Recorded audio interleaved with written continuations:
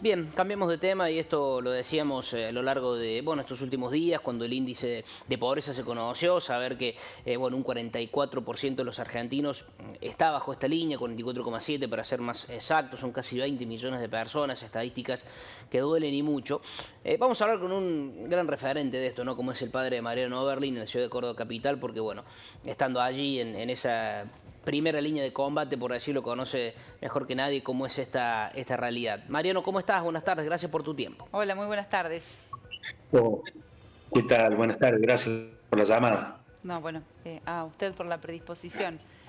Consultarle primero si le sorprende esta cifra, este dato que se conoció en la semana sobre la pobreza. ¿Le sorprendió? Y sorprende en algún sentido, es decir, uno no desearía, nadie quisiera que en Argentina hubiera semejante cifra de pobreza. No sorprende cuando uno ve el nivel de inflación que hay y cuando uno ve también el nivel de estancamiento de los sueldos de una gran parte de la sociedad, ¿no? Entonces, digo, es una triste sorpresa, pero tampoco tan sorpresa, ¿no? No era difícilmente esperable que haya aumentado la pobreza, ¿no? Digo, lo que sí digo también es que, a pesar de que evidentemente se han hecho mal las cosas desde el Estado, desde el gobierno para que esto ocurra, también ha habido un aporte importante del gobierno para paliar un poco algunas de estas situaciones, ¿no? En el barrio por lo menos hay varios comedores, nosotros de hecho de la parroquia atendemos 4 comedores para cerca de 500 personas, y uno ve que hay de alguna u otra manera, a través de distintos programas, algo de ayuda del Estado, siempre muy por debajo de la línea de pobreza, está claro, con mucho sufrimiento de parte de la gente, pero al menos paliado en cierta medida, como para que digo, uno quiere creer que se hace por una cuestión humanitaria, pero al menos también da la impresión de que sirve para que no explote todo también, ¿no? Uh-huh. Vos, Mariano, que una vez escuchaba a Jorge García Cuerva, quien es uno de los responsables de la iglesia de la Catedral Metropolitana de Buenos Aires, que en una de las villas en las cuales trabajaba, contaba la historia de que vio un señor que no tenía familia, no tenía nada y que estaba muy enfermo y terminó falleciendo y nadie reclamó el cuerpo y quedó, allí como prácticamente sin identificar, y él decía, o dijo algo así como, ahí está Jesús, me encontré con Jesús, era como una señal. En el barrio, ¿dónde está Jesús en todo esto? Esto lo pregunto como creyente y también sabiendo de esta realidad, porque es toparse y es darse un cachetazo todos los días, pero ¿dónde está Jesús en todo esto? Justo el domingo pasado, no el otro, el anterior, celebramos la fiesta de Cristo Rey, ¿no? Y el texto del Evangelio que correspondía a esa misa es la del juicio final, donde Jesús, en el texto de Mateo, el Evangelio de Mateo, capítulo 25, versículo 36, creo que, plantea que cuando venga el Hijo del Hombre al final de los tiempos, es decir, en el juicio final, digamos, va a reunir a toda la humanidad, va a separar uno de un lado y otros del otro, y a uno les va a decir, vengan benditos de mi Padre, a recibir la herencia eterna que mi Padre tiene preparada para ustedes. Y dice así, porque tuve hambre y me dieron de comer, tuve sed y me dieron de beber, estuve enfermo, me visitaron, estuve preso, me fueron a ver, fui forastero, extranjero, podríamos decir, y me alojaron, fui migrante, podríamos decir una palabra más actual, estuve desnudo, me vistieron. La gente le va a preguntar, porque muchas de las naciones no lo van a conocer a Jesús, quizá el mensaje del Evangelio no ha llegado a todo el mundo, entonces los que no lo han conocido, los que nunca han escuchado hablar de él, van a decir, pero ¿cuándo te vimos hambriento, sediento, si ni siquiera te conocimos? Y Jesús le va a decir, cada vez que lo hicieron con el más pequeño de mis hermanos, conmigo lo hicieron. Y es interesante porque uno dice, es como si lo hubieran hecho conmigo, ¿no? Viste, cuando uno quiere mucho a alguien, pero no se metan con mi hermano, porque es como si se metieran conmigo. Acá Jesús no ni siquiera dice como si, sino es a mí a quien me lo hicieron, ¿no? Entonces, sin duda, y esto que decía García Cuerva, entiendo que tiene que ver con esto, sin duda en el hermano más carenciado, en el más indefenso, en el más débil, en el más frágil, está Jesús, ¿no? Leonardo Boff, un teólogo brasilero, solía decir, solía hablar del sacramento del pobre, ¿no? Como que Cristo está sacramentalmente presente también en quien más nos necesita, ¿no? Pero por supuesto que también está presente en quien hace ese gesto también. De alguna manera es Jesús quien nos está inspirando al gesto de ayudar, en la persona que se acerca, que te da una palabra de aliento en medio de las dificultades, en el que es capaz de levantarte cuando estás caído, también está presente Jesús, ¿no? Está presente en los sacramentos que nos alimentan, que nos dan fuerza. Yo creo que está presente en el hermano necesitado, también está presente en aquel que lo ayuda, también está presente sacramentalmente, también está presente su palabra que nos guía, que ilumina el camino.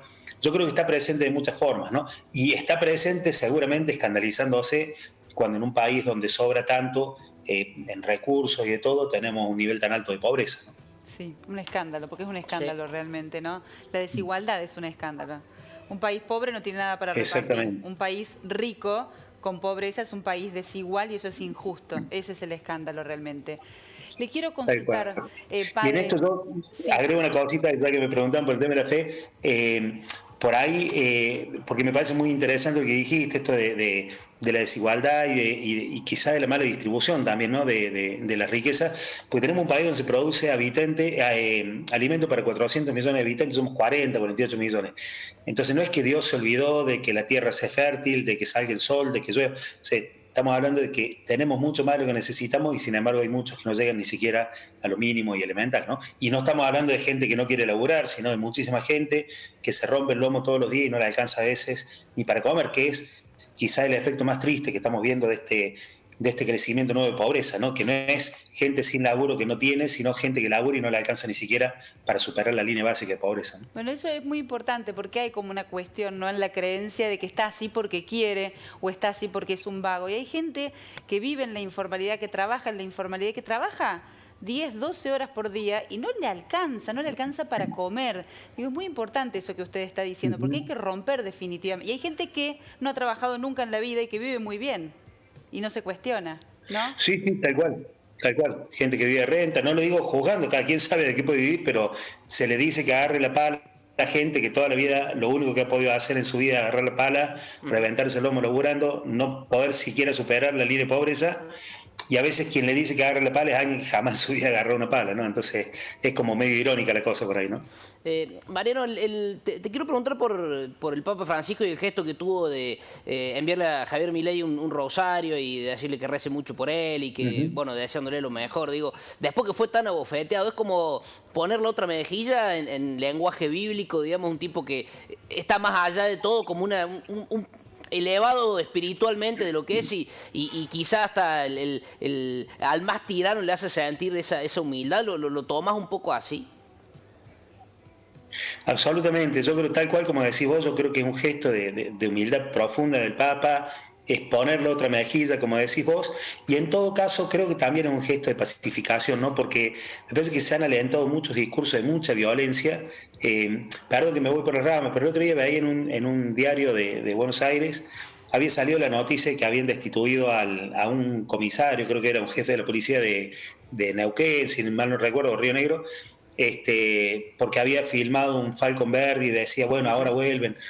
850 mensajes, de los 850 en ese diario, 845 decía, mira, ahí entran 4 fiambres en el baúl de ese auto y ojalá que vuelvan.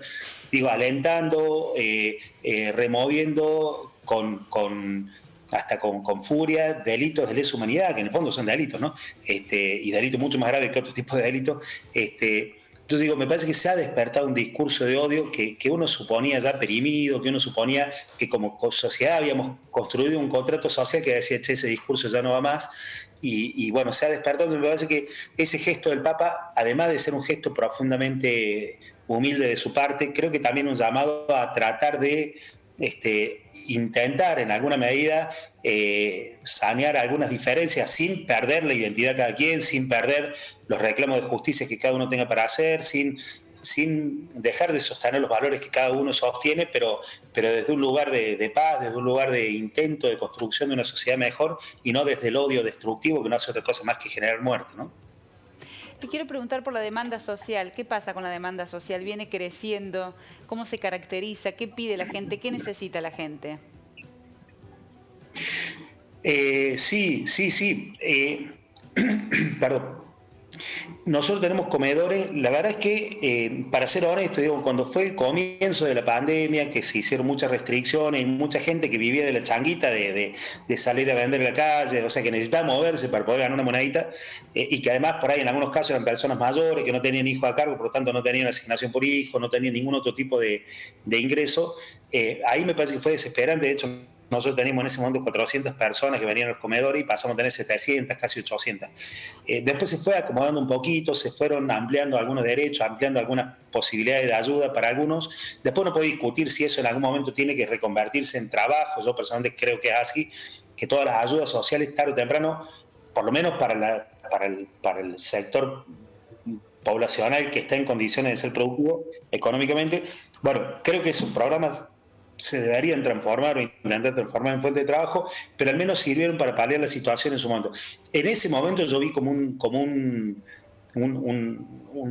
una desesperación de parte de muchísima gente que salía a buscar siquiera algo para comer y que ni siquiera podía cartonear ni juntar la basura en los tachos porque no podía salir a la calle. Hoy estoy viendo que, vuelvo a decir lo que dije al comienzo, que hay mucha ayuda del Estado. Después uno puede estar más o menos de acuerdo en algunos casos puntuales o en el modo en que se ejerce esa ayuda, si eso conviene que se transforme en fuente de trabajo genuina, aunque muchísima de la gente que trabaja, porque también es otro tema que surgió recién, mucha de la gente que recibe ayuda social trabaja en lugares donde no consigue ni siquiera para pasar de la línea de indigencia en algunos casos. Y no solo en la informalidad, estamos hablando, no sé si estoy desactualizado, pero creo que el último ajuste que se hizo del salario mínimo en la Argentina, creo que hablaba de un salario de 150, 160 mil pesos, muy por debajo y la de línea de canasta. pobreza está en 300 mil pesos, ¿no? Claro, a la mitad de la canasta. Exactamente. Entonces digo, para mucha gente se hace difícil. Creo que ese salario bajo, en algunos casos incluso en blanco, en otros casos en la informalidad, acompañado con una pequeña ayuda del Estado, más o menos, al menos sirve para paliar lo mínimo que es el hambre, ¿no? No te digo que en todos los casos, capaz que hay gente que está pasando hambre, pero en algunos casos, en muchos casos veo que al menos eso se puede llegar a paliar mínimamente. No estamos hablando con eso ni de pasar de pobreza, ni muchísimo menos, ¿no? Pero al menos lo más elemental como es la comida. Vamos a ver cómo sigue esto, porque digo, en esta última semana aumentó el 35%, un montón de cosas. Fui recién al súper a hacer una comprita, ni siquiera para los comedores, porque ahí se te cae el pelo, como me pasa a mí. Compré un par de cositas para mí personalmente, para uso personal acá en la parroquia, y casi me muero cuando veo los precios. No sé si eso se va a sostener por mucho tiempo más, ¿no? Porque digo, son ayudas muy, muy mínimas. Yo vi una explosión muy grande de gente desesperada cuando comenzó la pandemia.